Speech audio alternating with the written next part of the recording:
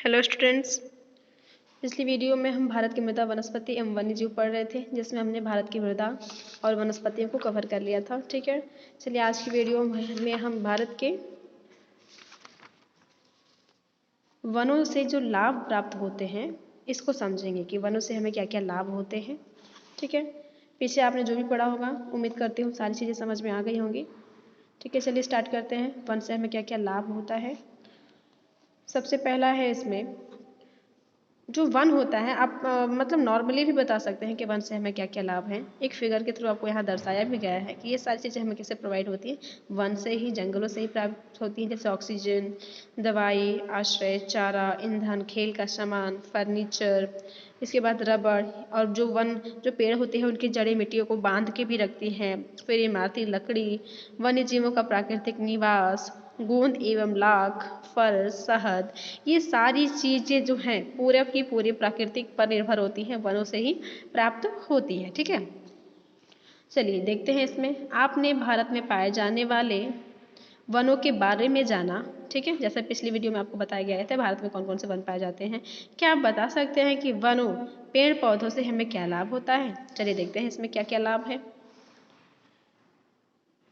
इनके अतिरिक्त वनों से हमें अनेक लाभ हैं, यानी कि ये जो सारे काम हो रहे हैं इसके अतिरिक्त भी हमें वनों से बहुत सारे लाभ हैं। अनेक उद्योग चलाने हेतु कागज, दिया, सिलाई, साबुन, वुड पॉलिश आदि कच्चा माल देते हैं। ये सारे कच्चा माल कहाँ से मिलता है? वन से ही मिलता है। वायु को शीतल एवं मिट्टी को नम रखने में सहायता करते हैं। कौन सहायता करता है? जो पेड़ पौधे होते हैं। वर्षा कराने में सहायक होते हैं। पेड़ पौधों की जड़ें मिट्टी को बांध कर रखती हैं। इस प्रकार ये मिट्टी के अपरदन को रोकती है, बाढ़ को रोकते हैं। ठीक है, और मैंग्रोव वन समुद्र तटों को इसे रखते हैं और उनकी रक्षा भी करते हैं। ये इनसे लाभ है। ये सारे जो जितने लाभ हैं ये इसके अलावा भी और भी बहुत सारे लाभ हैं। चलिए इसमें बॉक्स में देखते हैं क्या दिया है। आप अपने घर की ऐसी सभी वस्तुओं की सूची अभ्यास पुस्तिका पर बनाएं जो पेड़ पौधों से प्राप्त होती है। ठीक है, ये आपके लिए वर्क है। यहाँ पे आप क्या करेंगे, आपकी जो नोटबुक है उसमें आपके घर में जितने भी सामान दिख रहे हैं अगर वो पेड़ पौधों से मिले हैं तो आप उसकी सूची बनाएंगे। जैसे फॉर एग्जाम्पल जो आपकी दिया की माचिस जो होती है वो लकड़ी से बनती है। इसके बाद जो सब्जियां आती हैं वो इन्हीं से आते हैं। फिर फल आते हैं, अनाज भी वनस्पतियों से तो ही मिलते हैं। फर्नीचर हो गया, बेड में सारी चीज़ें आ जाएंगी, कुर्सी मेज सब आ जाएगा। और भी बहुत सारी चीज़ें हैं तो आप उसकी सूची बनाइएगा और बताइएगा। चलिए आगे देखते हैं इसमें क्या है। पेड़ों की कटाई रोकना चाहिए, साथ ही और पेड़ लगाने चाहिए जिससे पृथ्वी को हरा भरा रखा जा सकता है। ऐसा करने से हम सभी स्वस्थ रहेंगे। ठीक है, हमें क्या करना चाहिए? पेड़ों की जो कटाई, अंधाधुंध जो कटाई हो रही है उसकी कटाई को रोकना चाहिए, जिससे क्या हो जाएगा, हमारा पर्यावरण जो है संतुलन बना रहेगा और पृथ्वी हमारी हरी भरी दिखेगी। और जब हमारी पृथ्वी खुशहाल तो हम भी खुशहाल। ठीक है, चलिए आगे देखते हैं वन्य जीव के बारे में क्या है। वन्य जीव क्या होते हैं? अभी हमने मृदा पढ़ लिया, वनस्पति पढ़ लिया, अब हमको लास्ट पढ़ना है वन्य जीव के बारे में। ओके, आपने अपने आसपास अनेक जानवरों को देखा होगा, बिल्कुल देखा होगा, जैसे कुत्ता, बिल्ली, बंदर, गाय, भैंस, बकरी, मुर्गी, ये सारी चीज़ें आपने अपने आसपास देखा होगा। कुछ जानवर पालतू होते हैं जिन्हें आप अपनी आवश्यकता अनुसार या शौक के लिए पालते हैं। कुछ जानवर जंगलों में मिलते हैं जिन्हें हम नहीं पालते हैं। ऐसे जानवरों को वन्यजीव कहते हैं। ठीक है, कुछ जानवर ऐसे क्या होता है जिसको हम पालते हैं, जैसे बिल्ली किसी ने पाल लिया, खरगोश पाल लिया, कुत्ता पाल लिया, या गाय, भैंस, बकरी, ये सारे कैसे जानवर हैं? ये पालतू जानवर हैं। ठीक है, और कुछ जानवर ऐसे होते हैं जो जंगलों में मिलते हैं, जैसे शेर हो गया, गैंडा हो गया, इसको हम नहीं पालते हैं।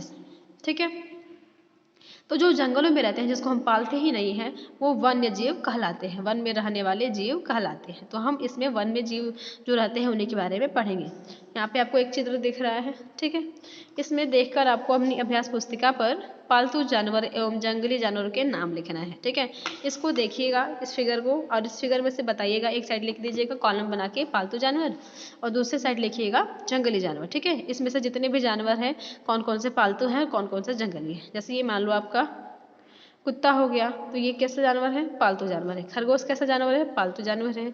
इसके बाद आपकी गाय है जो पालतू जानवर है, बकरी है जो पालतू जानवर है, ये भैंस दिख रही है ये भी पालतू जानवर है।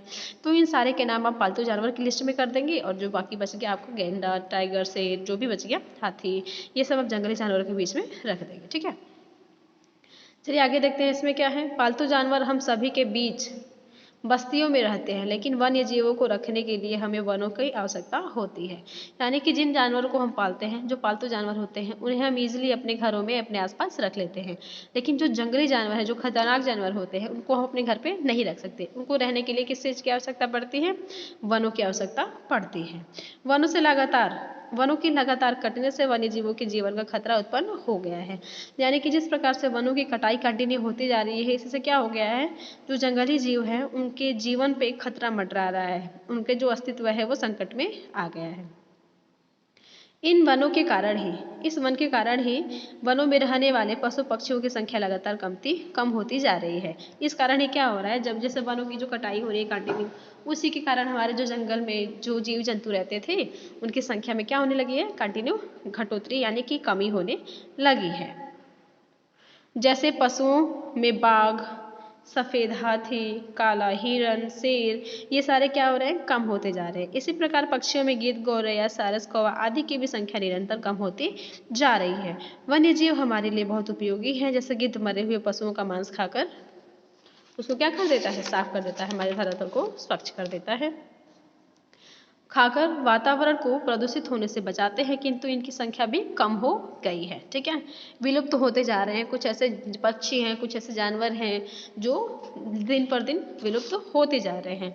वन्य जीवों की सुरक्षा के लिए सरकार द्वारा प्रयास किए जा रहे हैं। सरकार द्वारा राष्ट्रीय उद्यानों, वन्य जीव अभ्यारण्यों एवं पक्षी विहारों की स्थापना की गई है, जिसमें वन्य जीव सुरक्षित रहते हैं। यानी कि इसके बचाव के लिए सरकार बहुत सारे प्रयास कर रही है। कुछ प्रयास हमें भी करने चाहिए, तभी जाके इनकी रक्षा हो पाएगी, वरना सरकार के अकेले चाहने से नहीं होगा कुछ। ठीक है, जब तक हम कोशिश नहीं करेंगे तब तक कुछ नहीं हो सकता।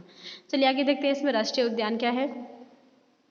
वह क्षेत्र जहाँ शिकार और चराई पूर्णतः बंद है। ऐसा कोई क्षेत्र जहाँ पे शिकार करना और चराई करना एकदम बंद है, कोई वहाँ पे शिकार नहीं कर सकता, कोई वहाँ पे चराई नहीं कर सकता। ठीक है, अगला है आपका वन्य जीव अभ्यारण्य, वह क्षेत्र जहाँ अनुमति के आधार पर नियंत्रित चराई की जा सकती है। वन्य जीव अभ्यारण्य यानी जो पशुओं को चारागाह के रूप में जो क्षेत्र यूज किया जाता है, प्रयोग किया जाता है, वो एक नियंत्रित अनुमति के आधार पर उसको चारागाह के रूप में प्रयोग किया जा सकता है। पक्षी विहार क्या है, वह स्थान जहाँ पक्षी स्वतंत्र रूप से अपने भोज्य पदार्थों को प्राप्त कर सकते हैं।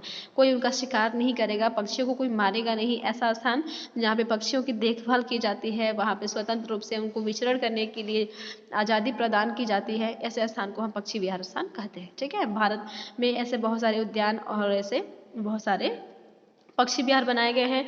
तो आप बताओगे अपनी नोटबुक में लिख करके मुझे सेंड करेंगे कि राष्ट्रीय उद्यान जो है वो कहाँ स्थित है, वन्य जीव अभ्यारण्य भारत में कहाँ कहाँ स्थित है और पक्षी विहार भारत में कहाँ कहाँ बना हुआ है। ठीक है, ये आपका होमवर्क है, इसको आप करके मुझे सेंड करिएगा। चलिए आगे देखते हैं इसमें मानचित्र 10.11 को देखकर अपने हमारे देश भारत में स्थित राष्ट्रीय उद्यान, पक्षी विहार तथा अभ्यारण्यों की सूची अपनी अभ्यास पुस्तिका पर बनाइए। इनके सामने संबंधित प्रदेशों का नाम भी लिखिए। ठीक है, यानी कि ये फिगर है, पहले इसको पढ़ लेते हैं फिर इसको समझते हैं कि इसमें क्या है। ठीक है, आगे देखते हैं इसमें जंगलों में कुछ शाकाहारी तथा कुछ मांसाहारी पशु होते हैं। बिल्कुल होते हैं, जैसे खरगोश हो गया, हिरण हो गया, ये कैसे जानवर हैं, ये शाकाहारी जानवर हैं। वहीं पे आपका शेर हो गया, गेंडा हो गया, बाघ हो गया, ये सारे कैसे जानवर हैं, मांसाहारी जानवर हैं। ठीक है, इसके बाद आइए इन्हें भी जानें। शाकाहारी क्या होता है, वे जीव जिनका भोजन वनस्पतियों पर आधारित होता है शाकाहारी कहलाते हैं। जैसे गाय, भैंस, बकरी, घोड़ा, ये सारे कैसे जानवर हैं, शाकाहारी जानवर हैं। एंड मांसाहारी क्या होता है, जो जीव शाकाहारी जानवरों का शिकार करके अपना भोजन प्राप्त करते हैं, मांसाहारी कहलाते हैं। जैसे शेर हो गया, भेड़िया हो गया। ठीक है, आई होप मांसाहारी शाकाहारी आपको समझ में आ गया होगा। आप पहले भी मांसाहारी और शाकाहारी के बारे में जानते होंगे, पता है मुझे, फिर भी यहाँ पे जो दिया है इससे तो डेफिनेटली फिट हो गया होगा कि आपका मांसाहारी क्या होता है, शाकाहारी क्या होता है। ठीक है, प्रत्येक वर्ष अक्टूबर माह का पहला सप्ताह वन्य जीव सप्ताह के रूप में मनाया जाता है। ठीक है, प्रत्येक वर्ष भारत में क्या होता है, जो अक्टूबर का पहला सप्ताह होता है 1 तारीख से लेके 7 तारीख तक। ठीक है, तो इसको वन्य जीव अभयारण्य के रूप में मनाया जाता है। और भी यहाँ पे कुछ इंपॉर्टेंट फैक्ट है, इसको जान लेते हैं। भारत को मसालों का घर कहा जाता है। भारत को क्या कहा जाता है, मसालों का घर कहा जाता है।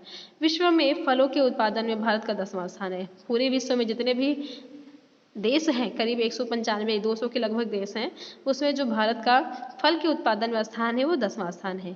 एशियाई शेर केवल गुजरात के सिर जंगलों में पाए जाते हैं। जो एशियाई शेर होते हैं वो कहाँ पाए जाते हैं, प्रेजेंट टाइम में गुजरात के गिर जंगलों में ही पाए जाते हैं। असम के जंगलों में हाथी तथा गैंडे पाए जाते हैं।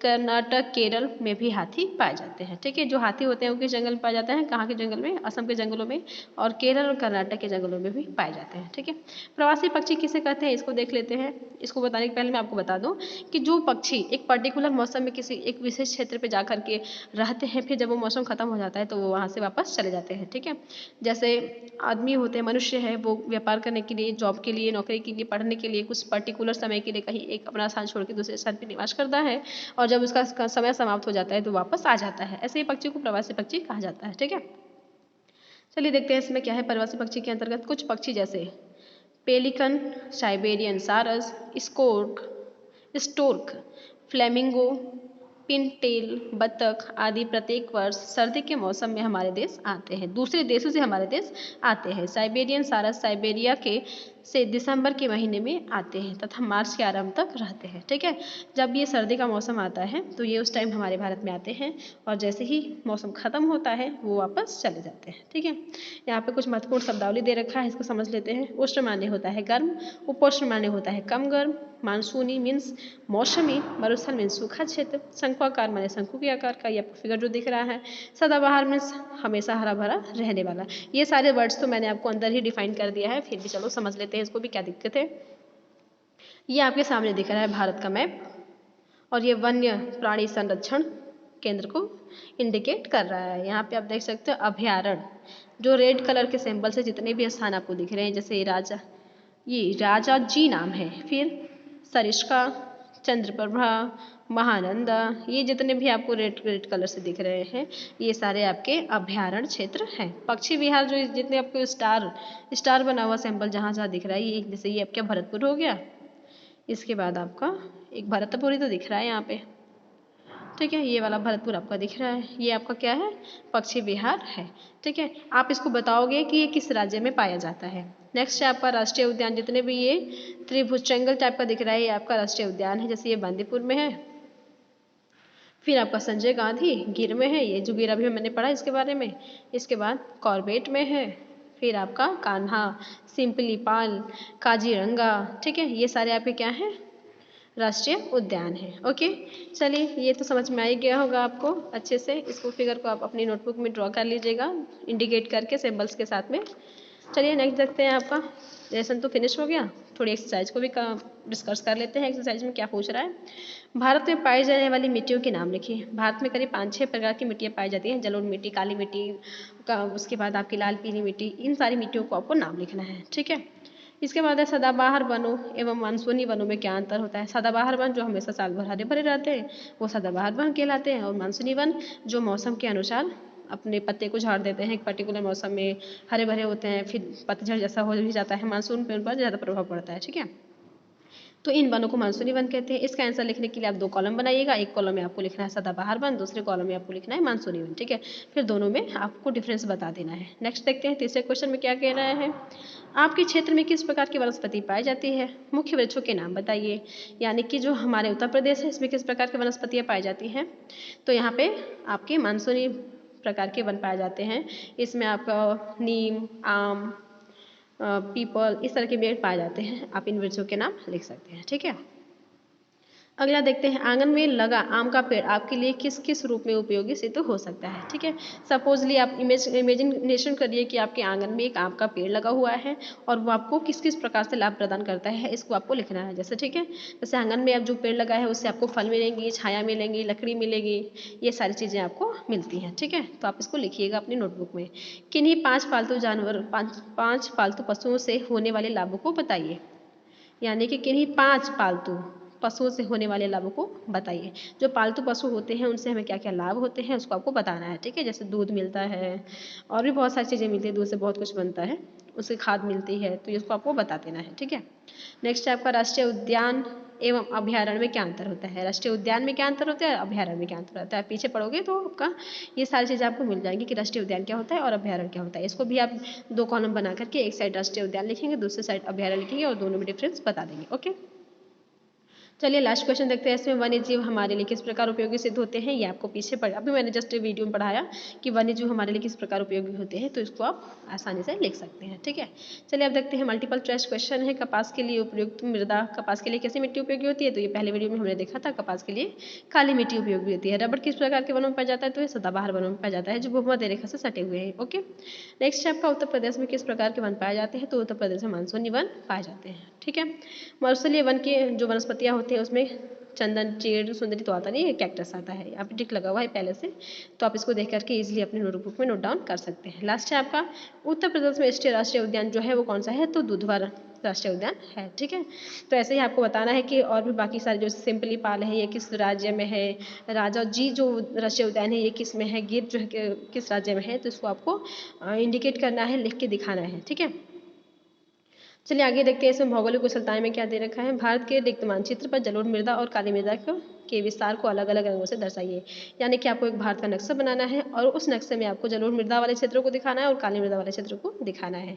अलग अलग कलर से आप उसको इंडिकेट करेंगे जैसा कि आपके बुक में दिखाया गया है। ठीक है, अगला देखते हैं भारत के रिक्त मानचित्र पर उष्णकटिबंधीय सदाबहार वन और पतझड़ वाले वन के क्षेत्रों का छायांकित करिए। मतलब आपके एक भारत का रिक्त मानचित्र लेना है और उस मानचित्र पे आपको कटिबंधीय, उष्णकटिबंधीय जो सदाबहार वन होते हैं उसके क्षेत्र को इंडिकेट करना है और पतझड़ वाले मानसूनी जो वन होते हैं उनके क्षेत्र को इंडिकेट करना है। ठीक है, आपका लास्ट है परियोजना कार्य, इसको भी देख लिया जाए। आपने परिवेश में पाए जाने वाले विभिन्न प्रकार की पत्तियों को एकत्र कर उनको कॉपी में क्या करना है, आपको दबा कर रखिए और उनके नाम भी लिखना है। यानी कि आपके आसपास जो विभिन्न प्रकार के वृक्ष, पेड़ पौधे पाए जाते हैं उनकी पत्तियों को इकट्ठा करिए और उसको अपनी नोटबुक में चिपकाइए, जैसे भी करके उनको लगाइए और उसके नीचे उस पेड़ का नाम लिखिए जिस पेड़ की वो पत्ती होती है। ठीक है, अगला है आपका पेड़ हमारे मित्र हैं, किस तरह से लिखिए। पेड़ हमारे क्या होते हैं, मित्र होते हैं। मित्र होते हैं तो कैसे मित्र होते हैं, क्या क्या लाभ है उनसे, क्या वो हमें प्रोवाइड कराते हैं और हमें उनकी रक्षा करनी चाहिए, क्या नहीं करनी चाहिए, इन सारी चीज़ों को आप इसमें लिखेंगे। ठीक है, लास्ट है आपको गौरैया चिड़िया क्यों कम हो रही है पता कीजिए। यानी कि चिड़ियों पक्षियों में जो गौरैया है वो क्या होती जा रही है, दिन पर दिन विलुप्त होती जा रही है, तो वो क्यों कम हो रही है इसको आपको लिखना है। ठीक है, तो इस तरह से आपका ये चैप्टर हो गया खत्म। वीडियो बहुत लंबी हो गई है, कोई बात नहीं, आप इसको कम्प्लीटली देखिएगा, देखने के बाद इसको आप सॉल्व करिए। Okay, thank you.